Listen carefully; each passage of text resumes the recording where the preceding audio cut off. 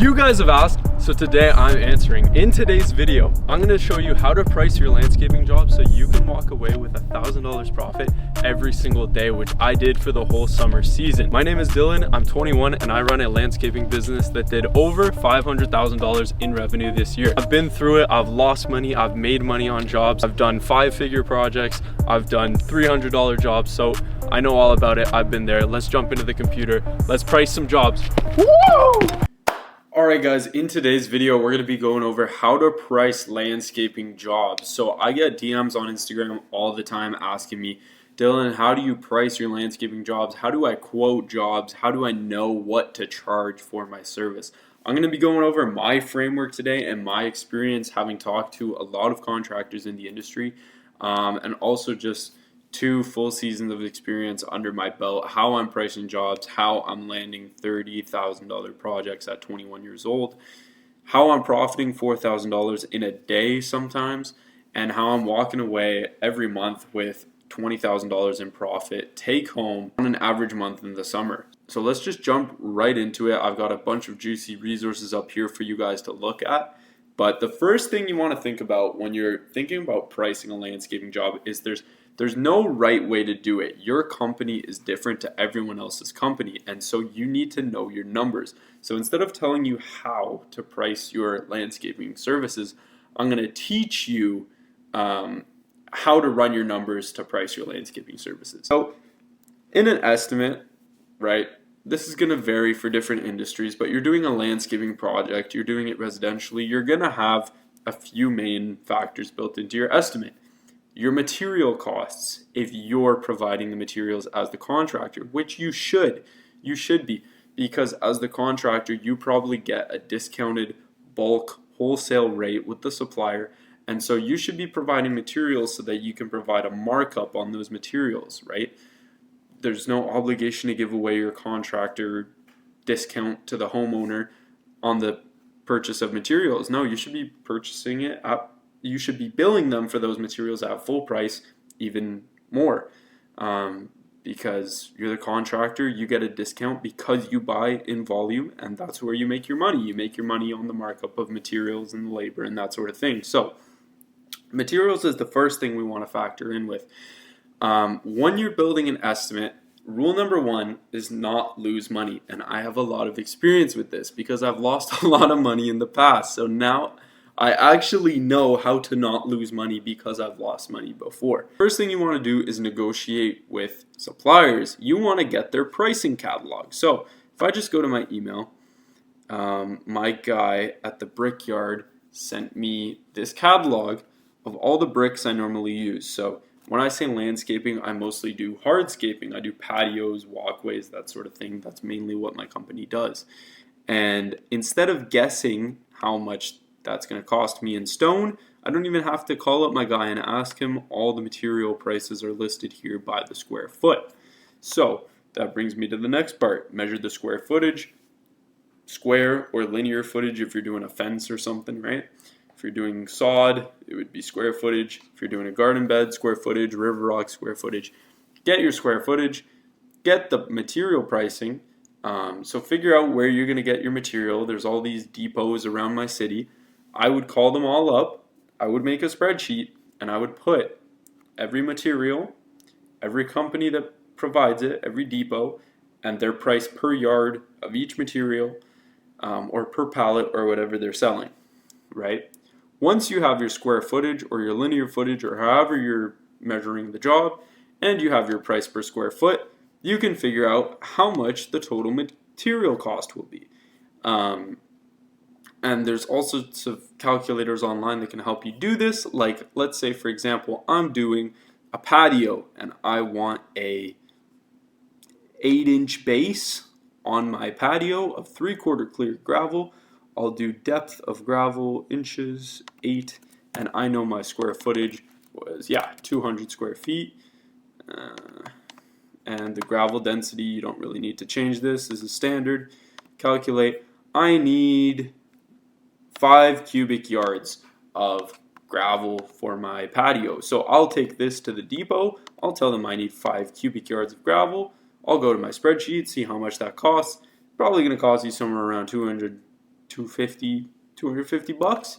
So I know that my material for the base of my patio is 250 bucks at 200 square feet. Let's say I'm using the blue 60 millimeter patio stone. Again, this can work for whatever service you're offering. This could be for garden beds. This could be for even, something completely unrelated to landscaping, like detailing business, right? You just factor in your materials, you figure out what the materials are, you measure how much of the material you need, and then it's all math from there. So we can see that the blue 60 millimeter, depending on what color they buy, can vary in pricing, but around $7.43 per square foot. So what we're actually going to do is build out this quote for you guys live. So the first thing I would do is list out all the materials I would need. So I'm going to need pavers. I'm going to need base material. This is all patio specific stuff. That's mainly what my company deals with. If you guys have another service, don't worry about this. List out your specific materials, right? So our pavers were sitting at $7.43 a square foot, right? Per square foot. So I can use that times 200 to get my calculation for my total cost of brick per square foot. This will also be plus tax. My base material we figured out was 5 yards. Let's say the depot is selling it at 50 bucks a yard. That's 250 bucks in base material. I'm also going to need a bedding layer, which is the layer above the base but between the paver. Usually more expensive than the base material. I'm only going to need 1 yard. I know that from experience because you do a very thin layer, and that's probably going to be around 100 bucks as well. Fabrics, I should be buying in bulk, so that shouldn't really be a factor here. I buy my fabric, my landscaping fabric on Amazon, super cheap. But I will be needing, I know each bag of polymeric sand covers approximately 50 square feet, so I'm going to need 4 bags of sand. 4x sand at $50 a bag, let's say, equals another 200 bucks. The edging, I know, let's just say per linear foot, let's do in my head, a 20 by 10 patio, so I'm going to need 60 linear feet of edging, and let's say it's $2 a linear foot, so it's going to end up 120 bucks in edging, right? This is how you break down your materials, and you have to do this. We know if we're taking out 5 yards of base material, or if we're putting in 5 yards of base material under our patio that's going to go in there, we know we're also taking out 5 yards of material.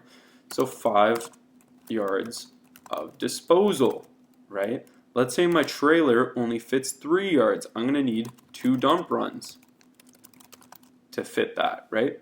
And each dump run might be 80 bucks to dump that, right? So times 2, that's 160, right? Got to factor in every detail. You don't want to lose money. You don't want to be paying for anything out of pocket. The homeowner, the client, the customer should be covering this as part of the project fee, right? Including your gas. You should not be paying out of your labor budget for gas or your profit for gas. You need to be building this into the quote. So let's say I know the home, the client is, far. It's an hour drive. Let's say it's a big job. We got an hour drive. And it's going to take me a week, and it's going to be an hour there and back every single day. Well, maybe I know that's like 2 tanks of gas right there, and my truck holds $150 worth of diesel, right? So that's $300 in gas right there, or diesel, whatever, fuel. So maybe I got a machine on site. It's going to be running the whole day, so bump that up to 350, right? You can see how this methodical approach really puts us in a good position rather than just spitballing a quote, because we might get these numbers wrong. We might way overcharge and not get the job, or we might way undercharge and then all of a sudden we're paying out of pocket for all this stuff. So we definitely don't want that. The next thing we're going to factor in is labor, and I got my actual accounting for my company up right here. You'll figure out who you need on the job, what kind of skill you need for the job over time. You'll figure out how much you can get done in what period of time. And the best way to do that is to track previous jobs. So I know on this job, right, we did a front entrance. This one was flagstone. So if I have another flagstone job, I'm going to refer back to this one. I'm going to check my labor, and I'm going to see here all the time it took, every day it took. And even better would be if I added descriptions like base preparation. I'm retarded, I can't spell.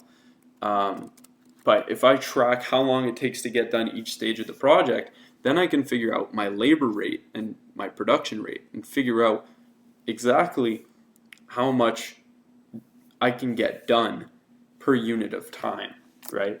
So if this is a 200 square foot patio and I know I can dig, 200 square feet in a day at 8 inches of depth, and then another day to lay the patio, then I know I have 2 days of labor, right? Let's say 2 days of labor. And I know that based on past experience, right? Figuring out my labor rate, tracking, calculating. 2 days of labor with 3 guys, let's say, at 25, and $30 an hour, right? And that's an average of 20 hours, let's say. Not 20 hours, 10 hours a day, let's say, right?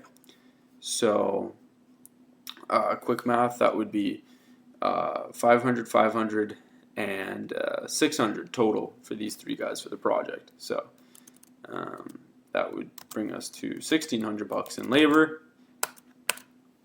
And now we're in a pretty good position to start putting this quote together. We got our labor, we got our materials. I would add some fudge factors to this just in case it goes overboard. You have a rainy day, you have a delay on the job site. Let's just say it's going to cost me $2,000 in labor, right?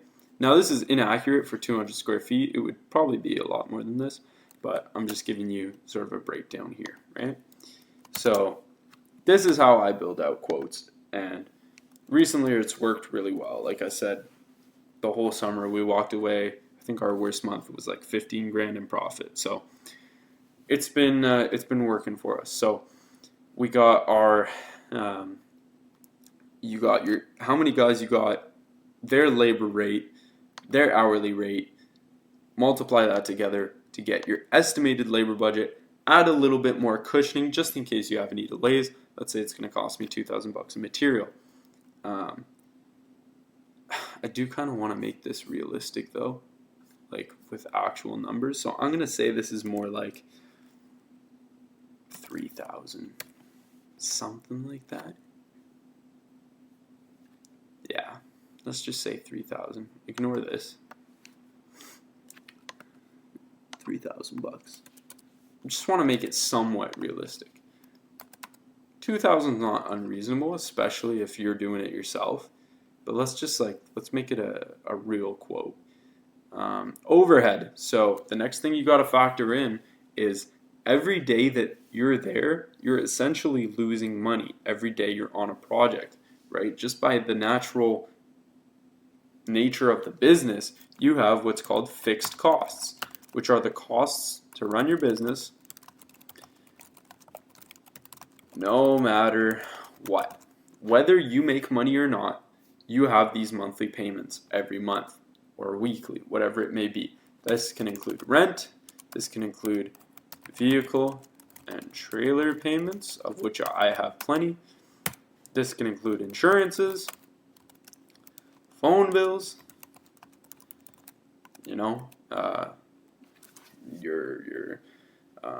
your employees you have on salary, let's say your lady at the office. These are your fixed costs. You have to pay these no matter what.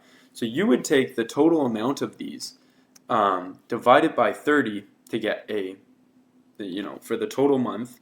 Take your total payments for the month, divide it by 30 to get per day. And let's say my overhead is like $150 a day, right? So this would be like, what is that? Like 6,000?